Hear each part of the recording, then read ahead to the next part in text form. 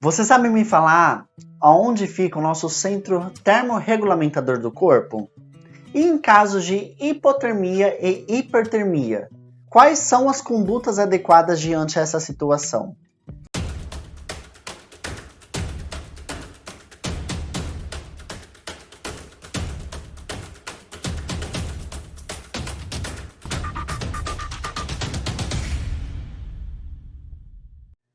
Vamos falar então sobre a temperatura corporal, né, que é um dos sinais vitais que iremos abordar e que a gente tem que ficar super atento quanto intra-hospitalar quanto extra-hospitalar. A gente tem que ficar muito atento sobre a temperatura do nosso paciente.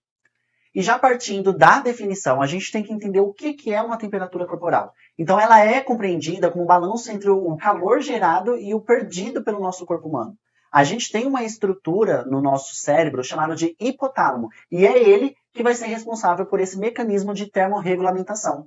O nosso corpo ele tem que estar em homeostase para que as funções vitais funcionem de forma adequada, tá? Já o hipotálamo, se tratando da temperatura corporal, ele vai ser o termostato do nosso corpo. Então, eu falei que ele é um termorregulamentador, né? Ele faz parte do mecanismo de termorregulamentação.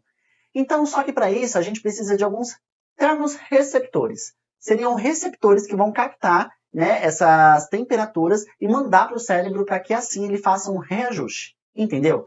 E isso a gente chama de termorreceptores. Esses termorreceptores eles vão acionar o centro termorregulamentador, que é lá no hipotálamo. Só que a partir disso, a gente tem dois tipos de termorreceptores, que a gente chama de centrais, que está localizado lá no hipotálamo, lá na estrutura do cérebro, e outras periférica, né, que está localizada na própria pele, né, ao redor da pele. Enquanto o termorreceptor central vai monitorar a temperatura do sangue, o termorreceptor periférico ele vai monitorar a temperatura ao redor da pele. Entendeu? Então é tudo trabalhado como um conjunto, certo? Os termorreceptores vão enviar a mensagem lá no hipotálamo e a partir disso ele vai fazer um reajuste da temperatura. O hipotálamo, gente, ele tem uma temperatura pré-estabelecida, que quando tem essa variação, essa divergência, né, de temperatura, ele vai fazer essa ação, né? Ele vai tentar reajustar. Então, quando essa temperatura ela foge dos parâmetros estabelecidos pelo hipotálamo, né, que já tem uma temperatura lá, como se eu posso dizer, já gravada, né, quando a nossa temperatura se eleva, por exemplo, vai maior do que essa predisposta pelo hipotálamo, ele vai tentar fazer de alguma forma com que ela se reajusta, entendeu? E é esse o mecanismo, mais ou menos, da nossa termorregulamentação. E aí a gente parte para terminologias e parâmetros. E é um assunto assim que nós profissionais da saúde, a gente tem que saber esses termos, porque é muito aplicado na nossa prática clínica, tá bom? A gente se comunica com os nossos colegas de trabalho a partir dessas nomenclaturas, né? A gente tem que saber um parâmetro do que é normal, do que não é normal, para a gente então seguir as condutas clínicas que a gente está estabelecendo, certo? Então, quando a gente fala que uma pessoa não tem febre, né, a gente está referindo a ela que ela é afebril. Então está ali em torno de 36,1 a 37,2.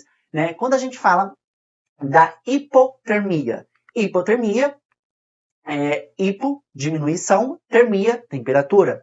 Então a gente fala que está numa diminuição de temperatura. Então temperatura ali abaixo de 35 graus. Só que ainda a hipotermia ela é classificada em três tópicos. A leve, que fica ali em torno de 35 a 33, a moderada, que fica ali em torno de 33 a 30, e a grave, né, que a gente tem que tomar muito cuidado, que é abaixo de 30 graus. Tá? Então, tem algumas intervenções que nós quanto profissionais ou pessoas que também não são da área, têm que ser tomadas, tá? Que a gente vai ver mais pra frente. E ali no estado febril, subfebril, que é aquela pessoa que já tá meio quentinha, já quase entrando no estado de hipertermia, que a gente vai abordar, tá ali em torno de 37,3 a 37,7. Quando a gente fala que uma pessoa está com febre, que a partir de agora você vai falar que ela está hipertérmica, né, que é hipertermia, ela está ali em torno de 37,8 a 38,9, tá bom? E aí entra a alta temperatura perigosa, que é pirexia e hiperpirexia. Tá? A gente tem que tomar muito cuidado, gente, porque ó, de 39 a 40 graus já é um quadro de pirexia. Tá? Nesse estado, né, de pirexia, Pode ser que a pessoa desenvolva uma crise convulsiva, pode ser que ela desenvolva um AVE, entendeu? Tem determinadas complicações que a partir da alta temperatura pode estar desenvolvendo no paciente, tá bom? Já a hiperperexia, então, ela é acima dos 40 graus e a gente tem que ficar com muito cuidado nisso com o nosso paciente, tá bom? Mas por onde vamos aferir essa temperatura? A gente tem algumas vias mais utilizadas e raramente utilizadas, tá? Pela via axilar, né, tradicional desde pequeno, a gente vê esse tipo de aferição, essa via, né, que a gente coloca o termômetro abaixo da axila. A via retal, que é a partir de um termômetro retal, vai ser introduzido no ânus. Geralmente é usado mais em bebês, tá bom?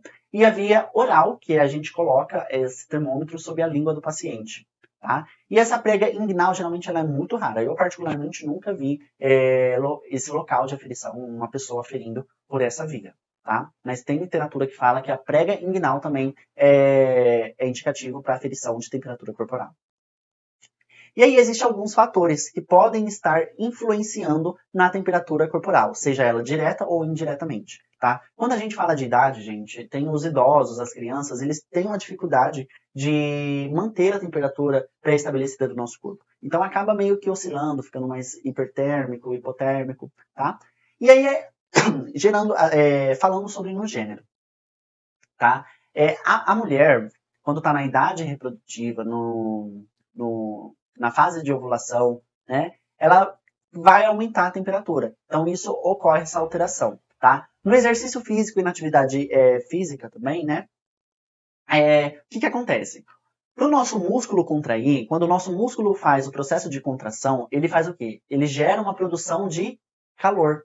E essa produção de calor faz com que a nossa temperatura corporal se eleve, tá? Quando a gente corre, a nossa temperatura fica alta. Quando a gente faz qualquer tipo de atividade física, a nossa temperatura fica um pouco alta. Então, a gente tem que tomar nota disso, porque quando o paciente for lá no pronto-socorro, pergunta, você veio do quê? Você veio de carro? Você veio de moto? Você veio de a pé? Você veio correndo? Entendeu? Porque às vezes pode ter alterações que podem influenciar, podem ter esses tipos de fatores que a gente tem que ficar atentos, certo? O ritmo cardíaco, que é uma mudança fisiológica, né? Existem outros tipos de sinais vitais que podem estar interferindo na temperatura, tá bom? E as emoções. As emoções, ela vai afetar a taxa metabólica, tá? E outro fator que vai influenciar na emoção quanto na temperatura corporal vai ser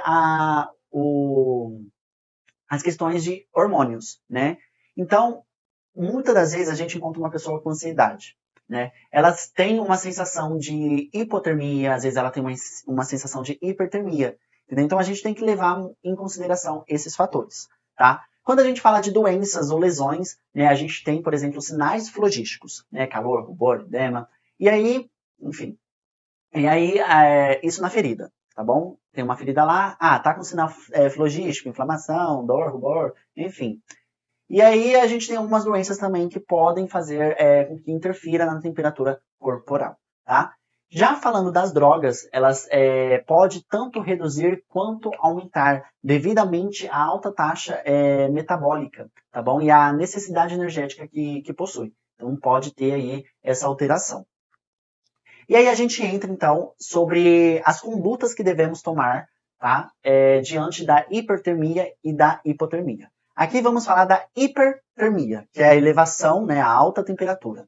Então a gente tem que arejar o ambiente, a gente tem que fazer com que circule o ar para que essa temperatura baixe, né? A gente tem que incentivar a ingestão de líquidos, exatamente para evitar a desidratação, tá? A gente tem que verificar a temperatura corporal de 4 em 4 horas, exatamente para a gente ver se as nossas condutas enquanto profissionais ali está progredindo, se está regredindo, se o paciente está progredindo com a medicação, se está regredindo, se não está baixando, se não está aumentando, entendeu? Então a gente tem que fazer essa conduta, remover o excesso de roupas, exatamente para não favorecer o aumento da temperatura do corpo.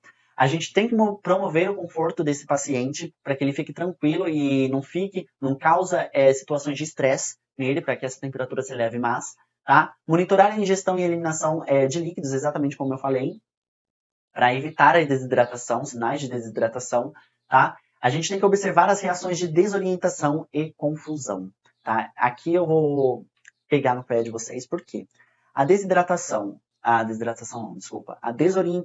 e a confusão, gente, é indicativo, geralmente é um sintoma que a gente vai ver o quê? Se a pessoa vai estar entrando num... Opa, voltou. Se a pessoa vai estar entrando uma crise convulsiva, se ela vai estar num AVE. E aí a gente tem a sepsemia. A sepsemia, né, a sepse, ela é uma infecção generalizada. Quando tem um processo infeccioso, às vezes tem o aumento da temperatura devidamente ao processo infeccioso, o corpo tenta combater essa bactéria que está ali causando isso. E aí o que acontece? Um dos sinais, né, dos sintomas observado ali é essa desorientação e dessa confusão.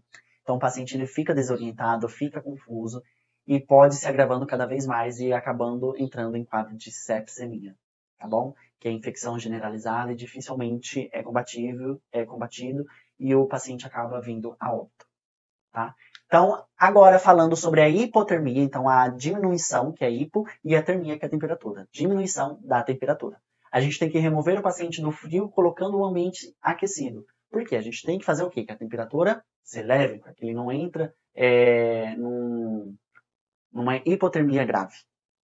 Tá? Então a gente tem que remover roupas frias e úmidas desse paciente, substituir por roupas mais quentes, mais secas, entendeu? A gente tem que monitorar o aparecimento de sintomas que são associados à hipotermia, como pele fria, pele seca, movimentos lentos, sonolência, tá? A gente tem que ficar atento a isso. A gente tem que monitorar a cor da pele do paciente, quanto à temperatura também, porque a gente tem a cianose de extremidades, né? São aquelas coloração roxas, né, azuladas, nas extremidades, nas pontas dos dedos, no lábio, a gente consegue observar esse tipo de cianose, tá? E isso pode ser também um indicativo de hipotermia, tá?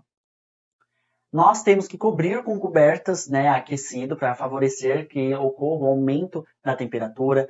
Nós temos que oferecer ao paciente alimentos aquecidos, como chás, sopas, né?